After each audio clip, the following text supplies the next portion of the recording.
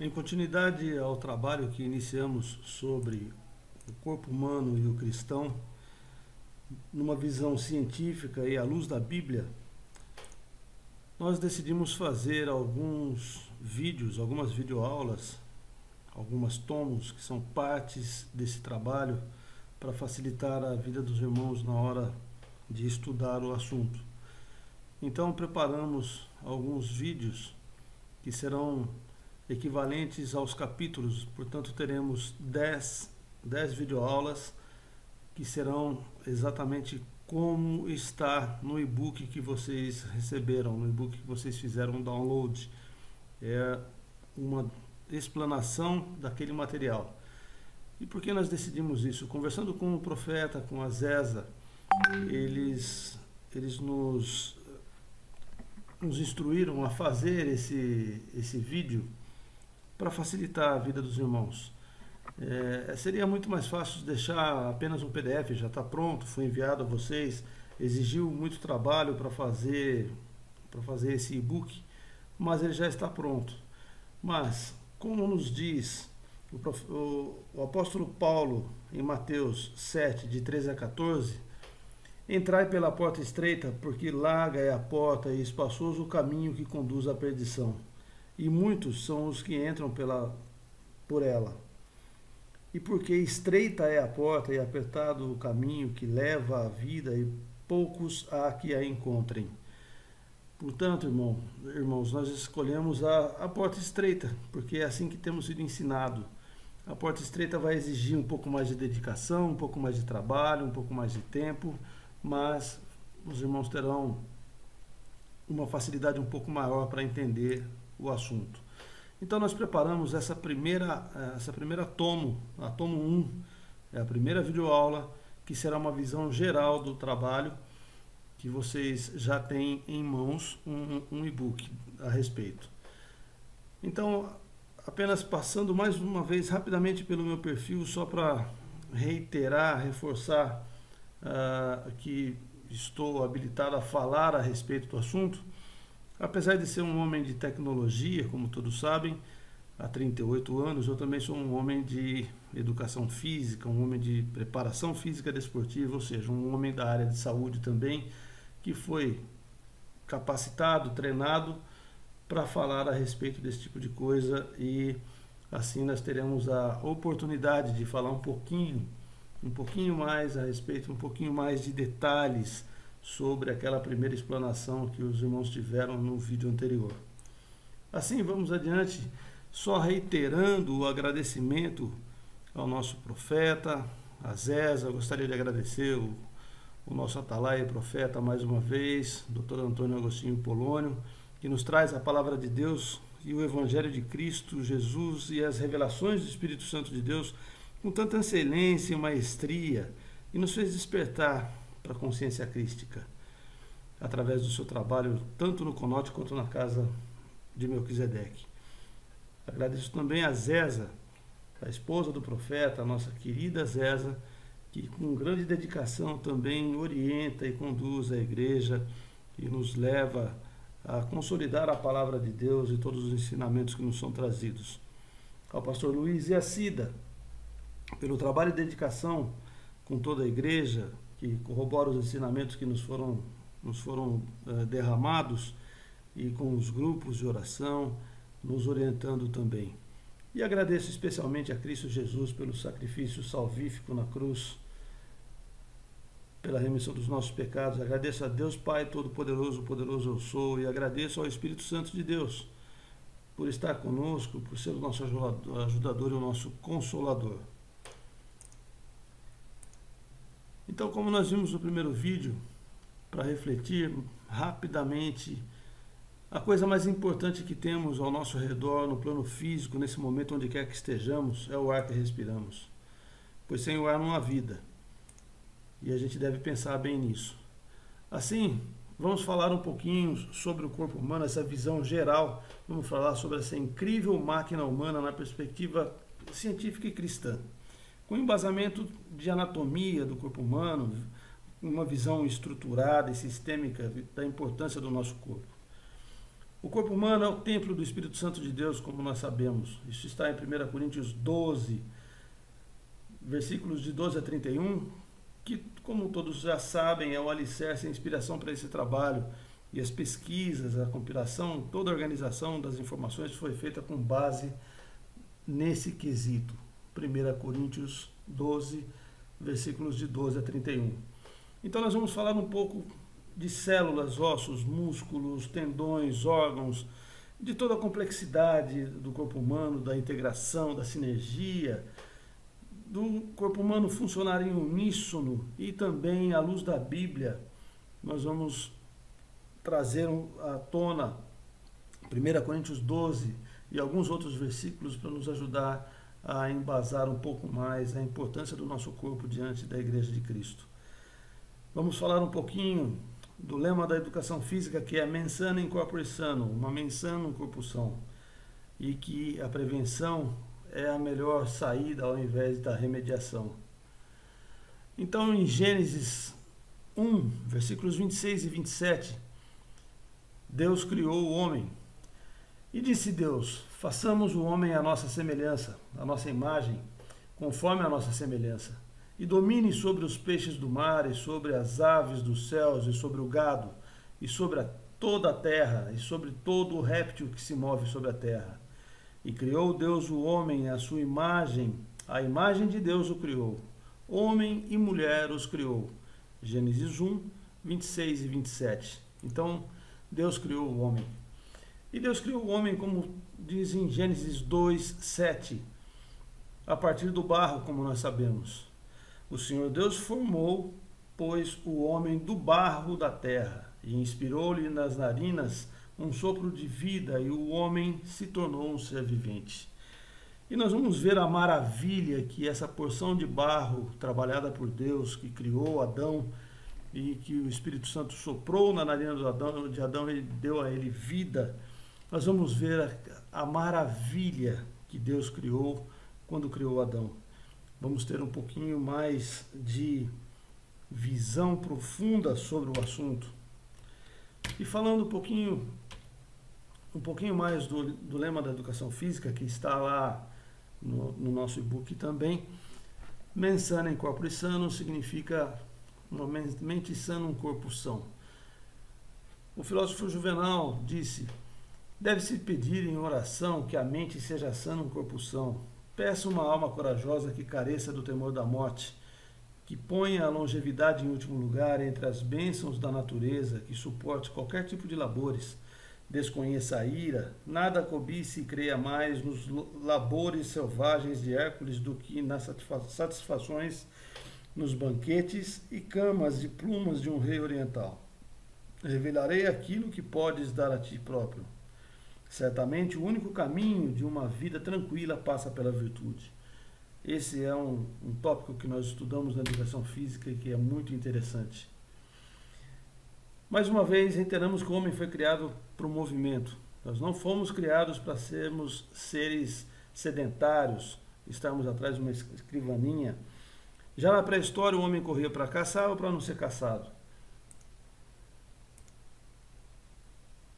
Há alguns dias, o profeta nos trouxe um áudio que ele tirou de um texto de Ellen G. White, da Igreja Adventista, que falava sobre saúde e felicidade, justamente enfatizando a questão de que devemos exercitar o nosso corpo para que nós tenhamos movimento e que, consequentemente, tenhamos uma ajuda na circulação sanguínea.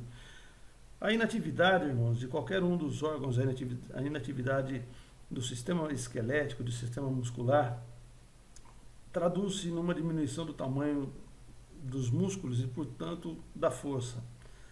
E nós precisamos continuar sempre em movimento, exercitando-nos para que nós tenhamos uma melhor força muscular, músculos mais fortes, ossos mais mineralizados e uma circulação sanguínea mais efetiva.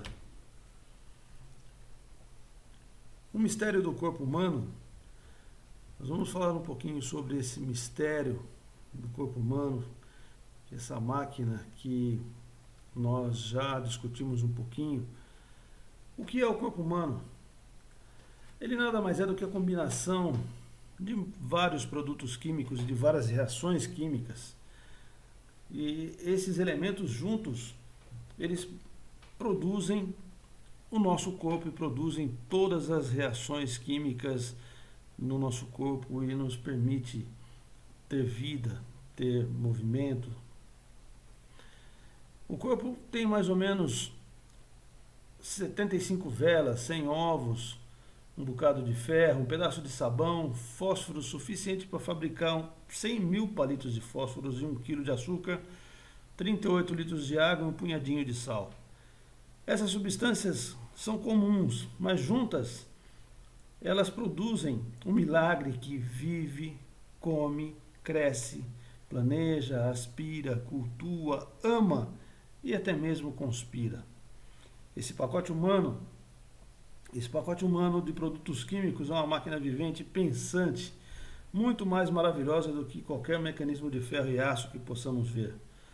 Não há nada mais fascinante do que essa máquina maravilhosa, nada mais impressionante na sua constituição, na sua concepção, no modo de agir, nada cuja mecânica seja tão fabulosa, tão maravilhosa, cujos sentidos sejam tão apurados, cuja habilidade de compreensão seja tão assombrosa e fascinante como a fantástica máquina humana. Vamos fazer uma pequena viagem pelo corpo humano para que nós tenhamos um pouquinho mais de compreensão a respeito dessa máquina maravilhosa. Apesar, irmãos, de sermos 99,9% idênticos, nenhum de nós é igual. Não somos totalmente iguais. Nós, na verdade, somos todos diferentes por uma fração mínima. Nós temos no nosso corpo humano, além de todos os nossos ossos, músculos e órgãos, nós temos a pele que recobre esse nosso corpo, é o invólucro do corpo humano. É uma estrutura sedosa, macia ao toque. Ela é o nosso maior órgão do corpo humano. Nós vamos falar um pouco sobre ela lá na frente também. Assim, para sermos um pouco mais rápidos, vamos falar aqui do esqueleto humano. Do esqueleto humano, que é a armação, a estrutura dessa máquina. Ele é formado pelos ossos. Esses ossos são as vigas do corpo.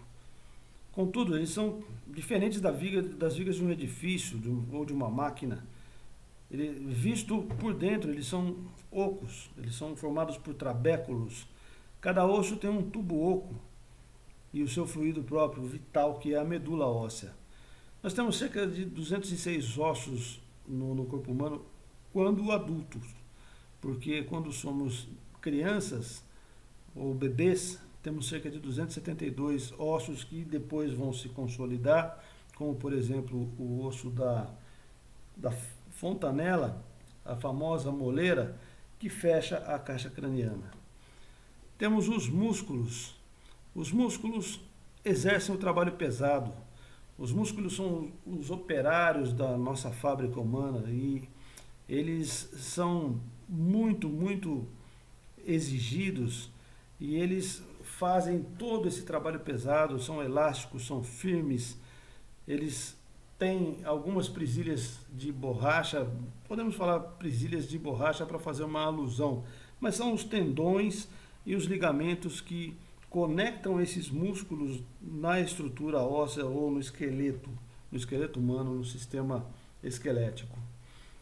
Os órgãos, por sua vez, são formados pelas células que formam os tecidos e, por sua vez, formam os órgãos. Esses órgãos, podemos falar de alguns deles rapidamente, os órgãos como os rins e o fígado, pulmões, coração. Os rins servem como um verdadeiro aparelho de purificação e separa todos os venenos do corpo. Os rins, grosseiramente falando, eles são realmente um filtro para fazer a extração do veneno, serve no aparelho de purificação e separa os venenos do sangue, eliminando os venenos por meio da bexiga e enviam o sangue purificado para o coração, o sangue arterial. O fígado serve não somente com uma importante engrenagem, um importante dente da engrenagem dessa máquina, mas também é eficiente para armazenar provisões. Faz 4 coisas a grosso modo. Ele cria a bilis para auxiliar na digestão, auxilia os rins a eliminar os venenos, manufatura algumas das gorduras que são necessárias para o corpo e age como uma dispensa para o açúcar nas ocasiões em que o corpo possa precisar desse açúcar. Os pulmões respiram o ar pelas narinas, o distribuem para os músculos, os ossos e o sangue através de todo o corpo. A capacidade dos pulmões é bastante grande. Aspiram cerca de 400 pés cúbicos de ar, o conteúdo de um pequeno dormitório. A cada 24 horas eles fazem esse trabalho. Já o coração é talvez o órgão mais importante do corpo. Ele é o capataz dessa fábrica humana. Ele é incansável, marca o ritmo da nossa vida e espalha o sangue para todas as partes do corpo. A cada 24 horas, o coração de um homem sadio perfaz 103.000 batidas e cada uma delas impele ou bombeia para todo o corpo 170 gramas de sangue. Em outras palavras, ele arremessa mais ou menos 12.000 toneladas de sangue a cada dia. É uma enorme tarefa. E nós precisamos valorizar o nosso coração. Esta incrível máquina humana, considerando todos os itens, nós estamos falando pelo menos de alguns desses itens agora nesse momento, alguns desses dentes dessa engrenagem maravilhosa, a máquina humana. Alguns outros itens, alguns outros dentes dessa engrenagem, nós vamos falar um pouquinho para frente, tais como estômago, olhos, cérebro, a língua e assim por diante. Vamos falar também da magia dos 5 sentidos. Atualmente nós temos 11 sentidos, que são visão, audição, tato, olfato, paladar, calor, frio, fome, dor e movimento e equilíbrio. Mas os mais conhecidos são apenas 5, são visão, audição, tato, olfato e paladar. A visão vem em primeiro lugar, é a janela da alma, como todos nós sabemos. Nós não vemos com o olho, nós vemos através do olho. O olho é simplesmente uma câmera. Ele capta os quadros e envia para o cérebro. Na realidade, nós vemos com o cérebro, mas necessitamos da câmera. Sem ela, nosso cérebro seria cego. Para que nosso cérebro possa ver não somente quadros, mas também medir as distâncias, nós somos dotados de 2 olhos, ou 2 câmeras. Essas 2 câmeras estão combinadas de tal maneira que nos mostram não somente a extensão e a largura de um objeto exterior, mas também da sua profundidade. A nossa visão é 3D, em 3 dimensões. Falemos um pouco agora da audição. Consideremos então que a audição é o segundo mais importante dos sentidos. Nós ouvimos como nós vemos, com o cérebro. O instrumento que possibilita ao cérebro a audição é o ouvido. O ouvido tem 3 partes. A inútil, porém bonita concha externa, essa nossa orelha, é o ouvido médio, ou tambor de ar. Logo dentro do crânio e o ouvido interno, ou labirinto de delicadas passagens que transportam as mensagens sonoras do tímpano até o cérebro. O ouvido interno tem uma outra função peculiar. Ele nos dá o sentido do equilíbrio. Quando nós perdemos esse sentido do equilíbrio, começamos a sentir muito vacilantes, começamos a sentir tonturas, isso é, nos dá enjoo, como o enjoo do mar. Porém, não é uma doença de estômago, como se acredita geralmente, esse enjoo do mar, mas do ouvido. Do ouvido, porque mexeu com o nosso cerne do equilíbrio. Uma pergunta que devemos fazer é: pode haver som numa floresta em que não existam criaturas vivas? A resposta é não. As árvores podem cair e partir-se, e a luz pode relampaguear ou o trovão estrondar, mas não haverá som. Um som só é produzido quando há uma onda de movimento causada pelo deslocamento do ar que fere o tambor do ouvido de alguma criatura viva, chega até o tambor do ouvido. E a intensidade do som depende da qualidade do tambor do ouvido também.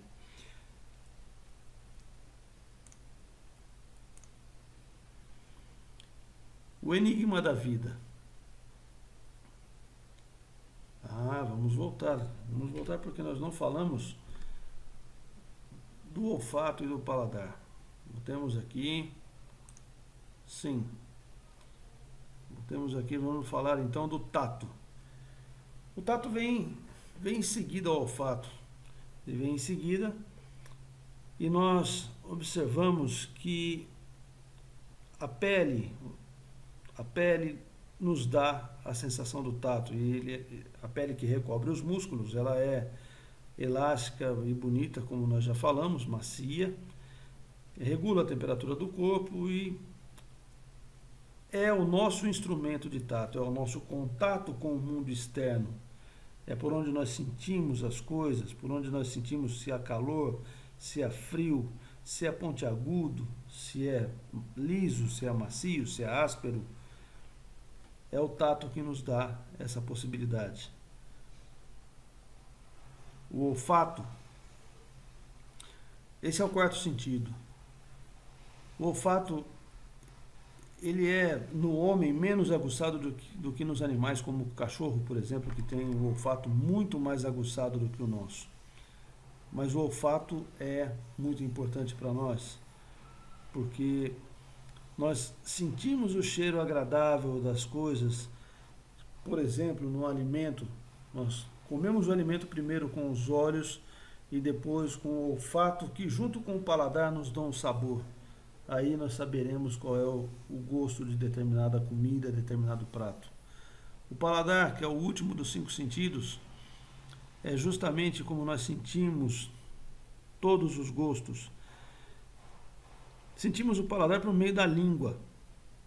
A língua é um notável instrumento, além de fazer muita fofoca, ela é um notável instrumento que nos dá a possibilidade de fazer a sensação, de ter a sensação da comida, da bebida, de calor, quente, frio, doce, salgado, amargo, picante e assim sucessivamente.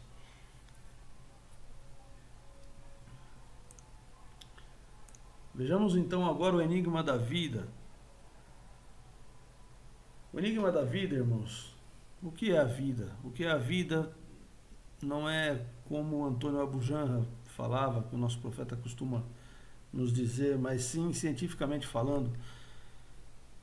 O que é a vida e quando é que essa complicada escala de criação acaba e começa a vida? Para essas perguntas nós não temos respostas sob a perspectiva da ciência, porque isso é um mistério de Deus.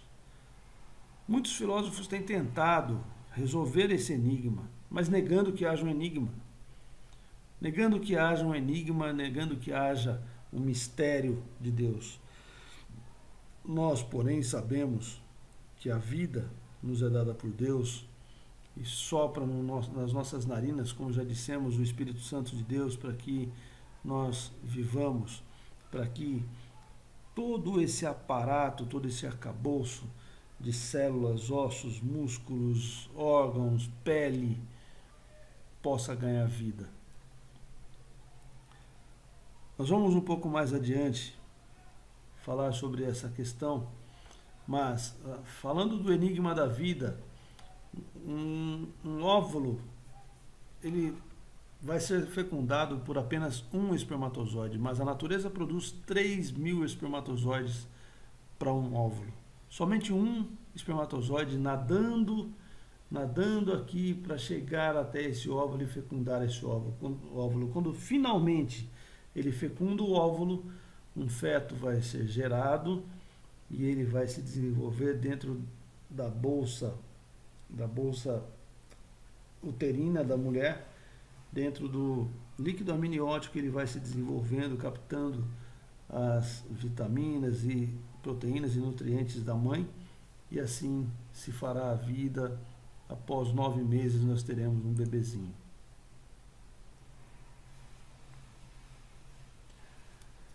Então agora nós precisamos falar sobre o alicerce desse trabalho, que é justamente a passagem que o profeta nos trouxe alguns dias atrás e que nós já falamos no primeiro vídeo, mas vamos reiterar porque ela é muito importante.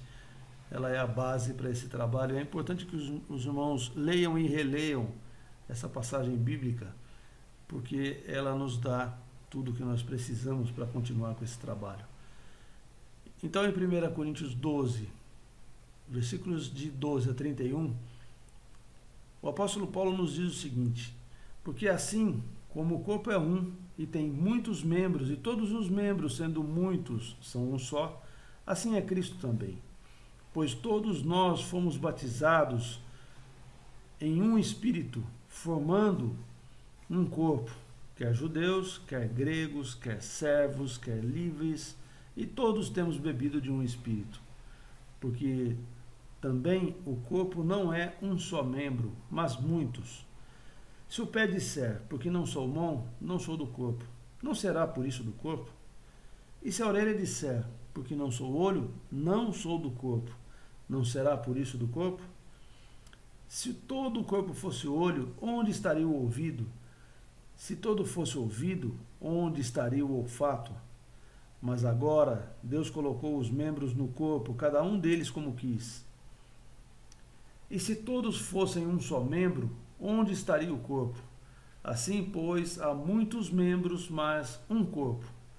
E o olho não pode dizer à mão, não tenho necessidade de ti, nem ainda a cabeça aos pés, não tenho necessidade de vós. Antes, os membros do corpo que parecem ser os mais fracos são necessários, e os reputamos serem menos honrosos no corpo, a esses honramos muito mais. E aos que em nós são menos decorosos, damos muito mais honra. Porque os que em nós são mais nobres não têm necessidade disso. Mas Deus assim formou o corpo, dando muito mais honra ao que tinha falta dela. Para que não haja divisão no corpo, mas antes tenham os membros igual cuidado uns dos outros. De maneira que, se um membro padece, todos os membros padecem com ele. Se um membro é honrado, todos os membros se regozijam com ele.